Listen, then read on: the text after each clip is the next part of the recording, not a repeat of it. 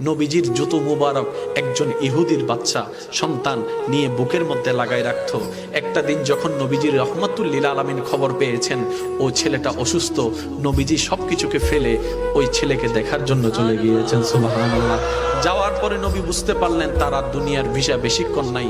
রবের কাছে দোয়া করলেন, ও আল্লাহ, আমাকে মহাব্বত করে আমার জুতা নিয়েছে, আমাকে মহাব্বত করে আমার জুতা বুকে নিয়েছে।